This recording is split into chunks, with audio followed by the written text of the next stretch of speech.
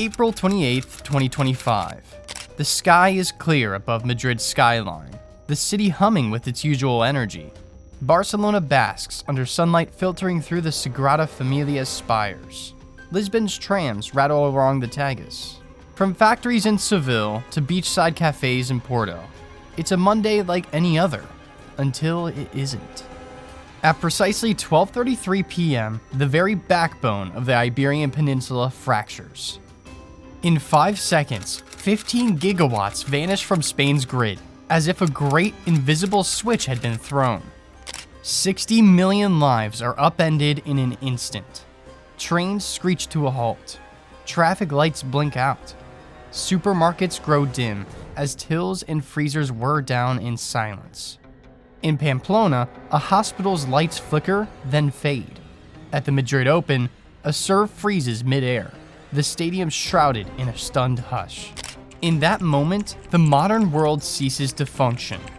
We have never had a complete collapse of the system, Prime Minister Pedro Sanchez will say later, his words edged with disbelief. 11 hours after the heart of Spain and Portugal stopped, even the experts are still searching for answers.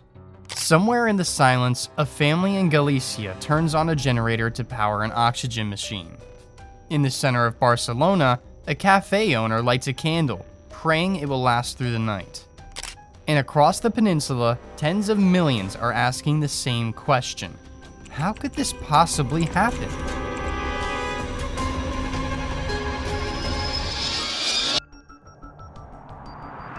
The first sign of trouble is not a bang, not a storm, but a shiver. A frequency anomaly in the grid's steady pulse. For 30 minutes before collapse, analysts at Spain's Red Eléctrica noticed subtle oscillations, a kind of electrical arrhythmia. On their screens, numbers dance in patterns just barely outside the norm, like heartbeats skipping a beat. Eduardo Prieto, head of operations, leans in. At 12:33, the numbers lurch. The grid stumbles. In less time than it takes to draw breath, 60% of Spain's demand vaporizes. Portugal stumbles a millisecond later, losing 5 gigawatts. Airports lurch onto backup. Subway tunnels vanish into gloom. In Barcelona, IV drip machines beep warnings. In Madrid, a woman fumbles for her phone. No signal, no internet, nothing but the echo of distant sirens. Hospitals trigger emergency protocols. Trains grind to a standstill with a sound like thunder rolling through underground caverns. At Atocha Station, 35,000 passengers await evacuation. Red Cross teams begin the long work of leading crowds out by flashlight. A chorus of confusion and anxious chatter in the dark. Jessica Fernandez clings to her sign. Airport. Will pay. Unable to reach the family who is landing even now in a city that no longer runs. As power bleeds out, so too does order. Roads fill with cars. Only the bravest continuing. Guided now by hand signals from police or enterprising civilians with safety vests. ATMs sit blank, lifeless. Card payments fail. For the first time in decades, shopkeepers reach for pen and paper, tallying sales by candlelight. In Lisbon's Praça do Comércio, stranded tourists cluster for news, each rumor passing like oxygen. As the blackout stretches on, routine unravels into improvisation. In Pamplona, nurse Elena Torres takes turns hand-pumping oxygen for intensive care patients, her arms aching, her mind fixed on one task: keep them alive until the power returns. "We are not heroes," she tells a reporter later. "We are ghosts, moving through a city that has stopped." In Barcelona, Yvette Corona watches as a packed bus stops, squeezes in a few desperate riders, then moves on, leaving dozens behind. "I don't know how I'm going to get home," she says. At the Madrid Open, Jacob Fernley's tennis match is suspended by a single, echoing bang, a noise that signals the end, at least for now, of competition and normalcy. In Ronda, tourists check into hotels with no electricity and only the glow of flashlights to guide them to their rooms. Desperation grows. At generator shops in Terrassa, every unit is sold out. In Taboadela, tragedy strikes. a family of 3 dies of carbon monoxide poisoning in the dark. The quest for life bringing instead a silent, deadly gas. Meanwhile, Madrid's Movistar Arena becomes a makeshift dormitory. A 24-year-old student, Javier Diaz, unrolls a sleeping bag. Luck, he notes, after a pilgrimage left him better prepared than most. Thousands spend the night on cots, on pews, or in hotels that cannot offer much more than shelter and darkness.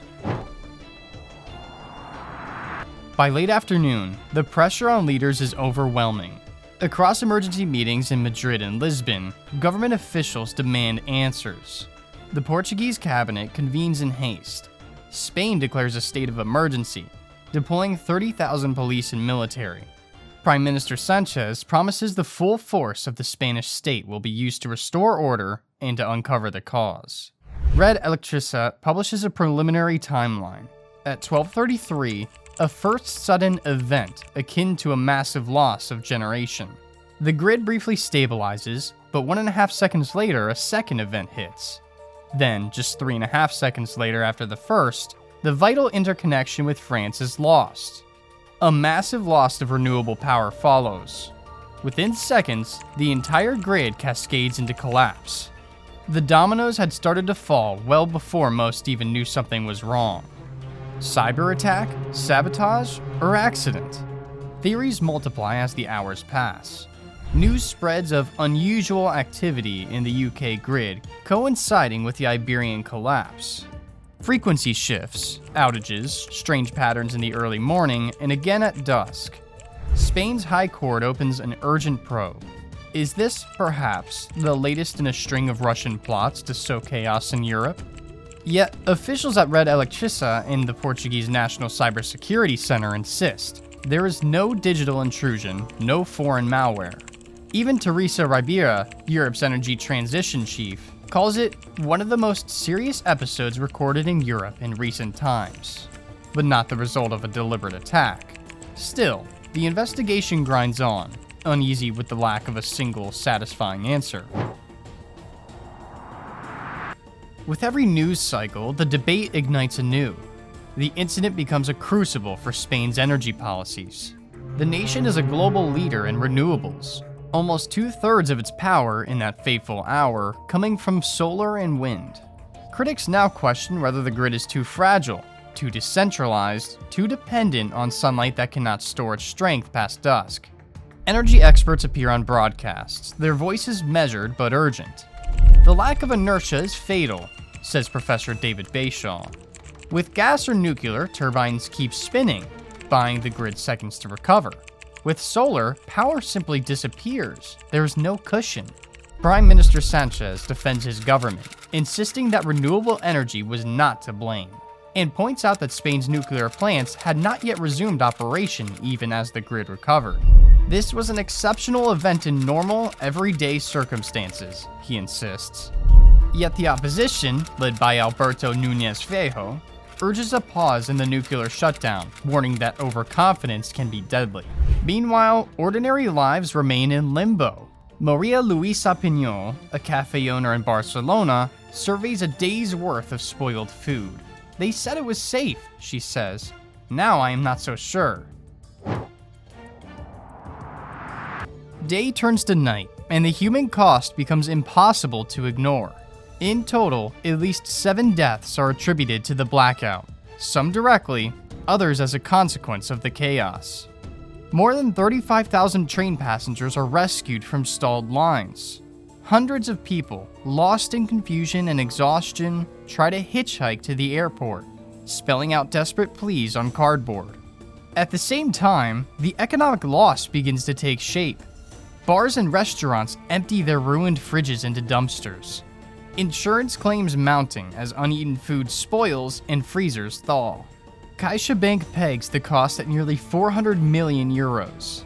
Though others estimate the full damage, lost productivity, factory closures, delayed flights, may run several times that. Volkswagen's Navarra plant loses a day's work, 1,400 cars that were never built. At the Barcelona Seat plant, production resumes only slowly, the lines hampered by lingering technical issues. Small business owners, perhaps the hardest hit, fear that the government's relief will not find its way to their doors. But beneath the material loss is something less tangible and more profound: the shattering of trust. For decades, citizens believed the grid would always hum along, as unnoticed and as essential as their own hearts. Now, that certainty is gone. Through the chaos, a new story emerges. One of grit, of continental solidarity, of tenacious expertise.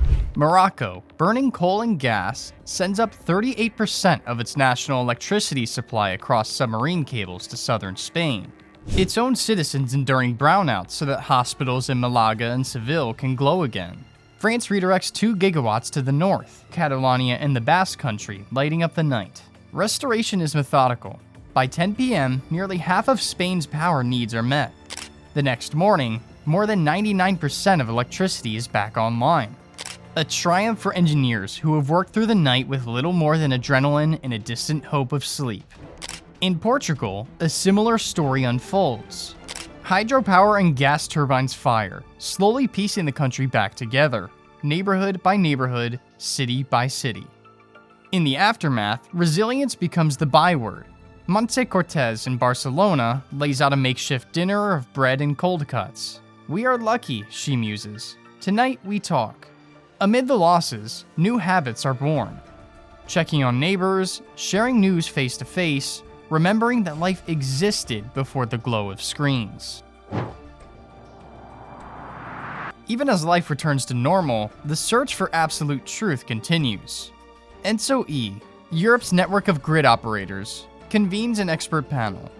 Millions of data points pour in, black box recordings from every hub and substation. Minute by minute, they reconstruct the disaster. A slow build of grid oscillations, an invisible ripple that becomes a wave, then a crash felt by millions. Theories swirl. Was it a code flaw? A perfect storm of low grid inertia? A misfiring substation? Or a rare atmospheric anomaly? Portugal's operator floats the last theory, but Spanish weather agencies quickly deny any unusual conditions. The answer remains as elusive as it is urgent. In a world that races toward renewable energy, the cost of a single, unguarded moment is now measured in billions.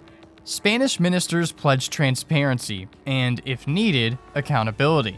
"We will get to the truth," they promise. For now, the grid between Spain and Portugal remains partially disconnected.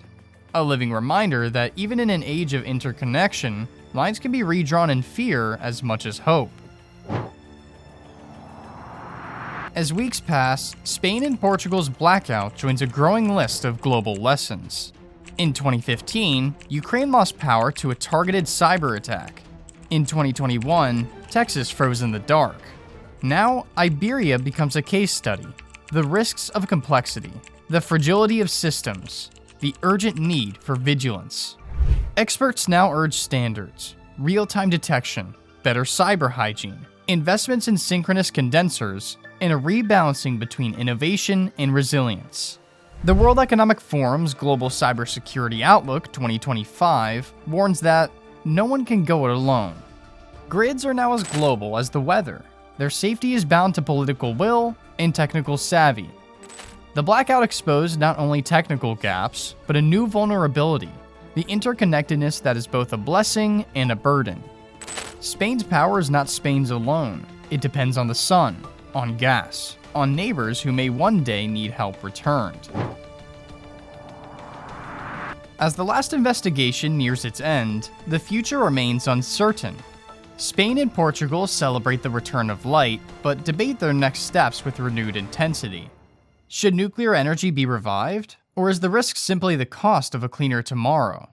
Can technology, regulation, and cooperation safeguard against the next 5-second failure? For many, the answer is now to be found not in grand ideas, but in the small, persistent routines of daily life. Keeping an eye on the weather, a hand on backup systems, a readiness to pivot from comfort to crisis and back again. The memory of April's blackout lingers, in classrooms, in parliament, in the whispers of neighbors. The question is no longer if, but when and whether next time the grid will hold. Somewhere, even as normalcy returns to the Iberian Peninsula, the grid's heartbeat continues, steady but watchful. Analysts stare at real-time dashboards. Engineers, scarred by 5 seconds of chaos, now anticipate the next anomaly before it arrives. Politicians, wary, debate lessons learned and the steps to come. And in living rooms across Spain and Portugal, families flip a switch and are quietly grateful when the lights come on. Aware, now more than ever, that civilization's promise depends on the invisible dance of electrons and the vigilance of those who keep them moving. Is your country ready for its own 5-second reckoning? Because sometimes, history is written not by what we build, but by what endures when the lights go out. If you enjoyed this video, please show your support to the channel by leaving a like, and subscribe for more thrilling stories like the one you listened to today.